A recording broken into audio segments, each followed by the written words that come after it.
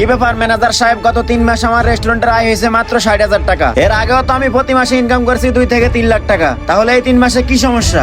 কি ব্যাপার, চুপ করে আছেন কেন? কথা বলুন। কি হলো ম্যানেজার সাহেব, জবাব দিন। কি বলবো মহাজন, রিয়াজ নামের ওয়েটারটা আসার পর থেকে আমাদের রেস্টুরেন্টের আয় উন্নতি কমে গেছে। হোয়াট?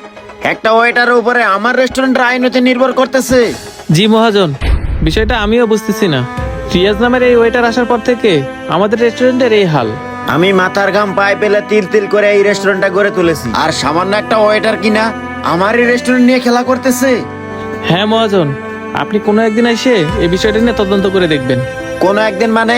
আমি যদি আর একটা দিন ওয়েট করি তাহলে তো আমার সেই দিনটাও লস হয়ে যাবে। আমি আজকে এটার তদন্ত করব। আর শোনো, রিয়াজ নামের ওয়েটার যাতে কোনোভাবেই জানতে না পারে যে আমি এই রেস্টুরেন্টের ওনার। আচ্ছা ঠিক আছে মহাজন, আপনি তাহলে আজকে এই বিষয়টা যাচাই করে দেখেন। বুঝলাম না, সামান্য একটা ওয়েটার আমার এই রেস্টুরেন্ট নিয়ে খেলতেছে। আমি আজকে এর একটা শেষ দেখেই ছাড়বো। ওয়েটার, এদিকে আসো। জি স্যার, বলুন কিভাবে আপনার সেবা করতে পারি।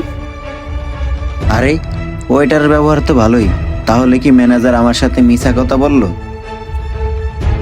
যাও, আমার জন্য একটা চাপ আর একটা নান নিয়ে আসো। আচ্ছা ঠিক আছে স্যার, আমি নিয়ে আসতেছি।